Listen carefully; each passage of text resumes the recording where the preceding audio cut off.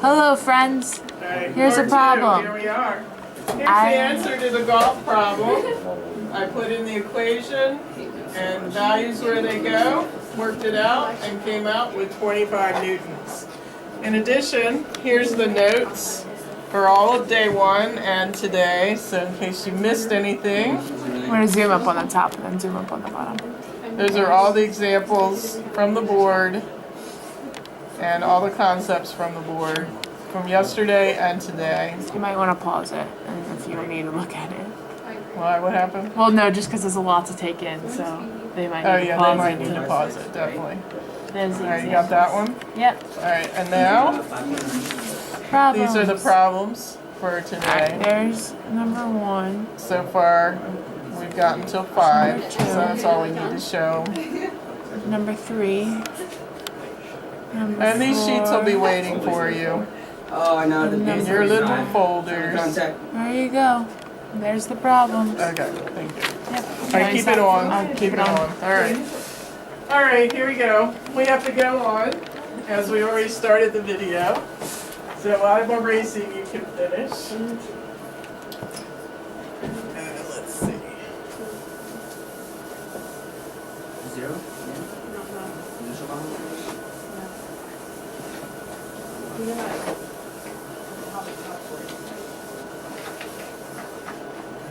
I was still trying to find out. Alright, end your problem work for this moment and pick up your day 3 notes. You'll say, what happened to day 2? Well, if you look on your big plan, it says experiment. And unfortunately, the one major item that I need to do that experiment is not among us. So I'm either going to come up with another experiment or have no experiment. No experiment. So we will see how you come up with. So experiment, day 2 experiment is on hold at this point. So let's go on to day 3 notes and see what, I'm only going to be able to get partway through this information, but it'll give us a start for tomorrow. 5 minutes.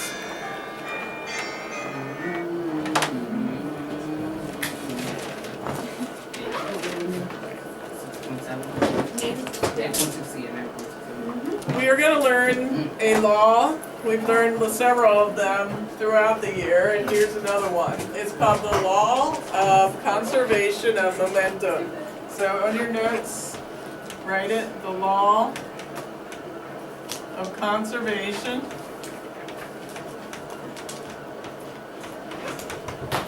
of momentum.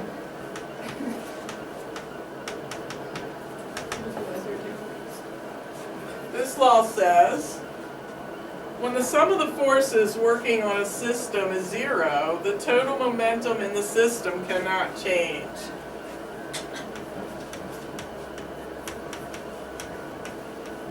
When the sum of the forces working on the system is 0,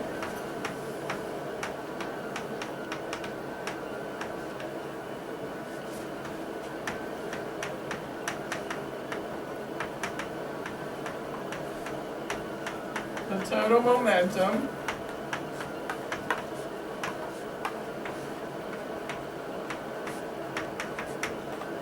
cannot change.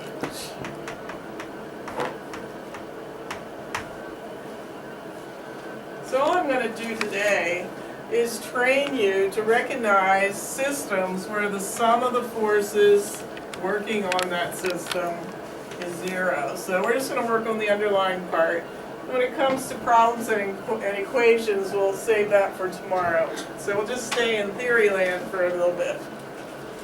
So I will describe 5 or 6 scenarios and tell you whether the law of conservation applies or not, or I'll drag it out of you, one of the two.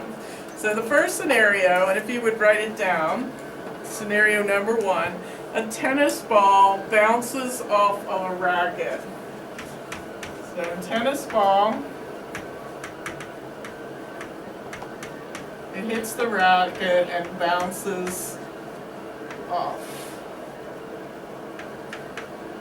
the racket. So if I was sketching it, I'd have my racket and the tennis ball hits it and bounces off. Alright, tennis ball bounces off the racket. I'm wondering whether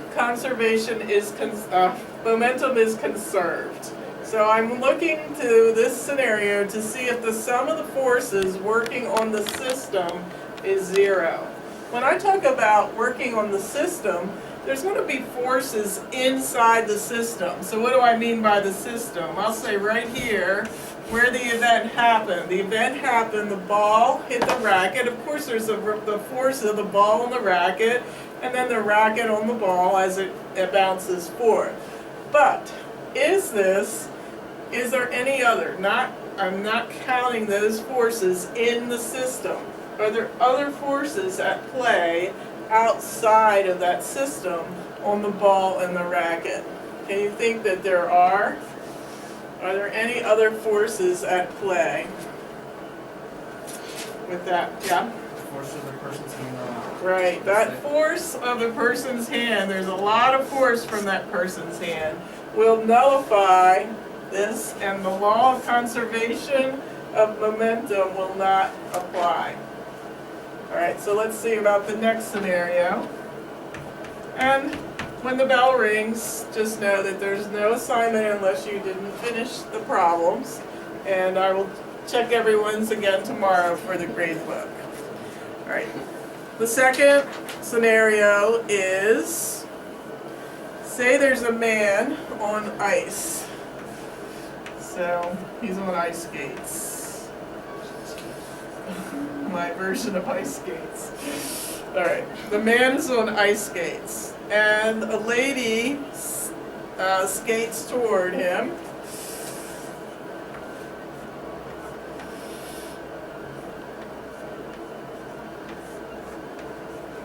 And leaps into his arms. So this is ice. Alright. Let's talk about this system. So again, within the system, we're going to have forces. We're going to have the woman's force on the man and the man's force on the woman. But outside of that, in this whole system, are there other forces that are involved? Can you think of anything? The skates on the ice. So there is some friction.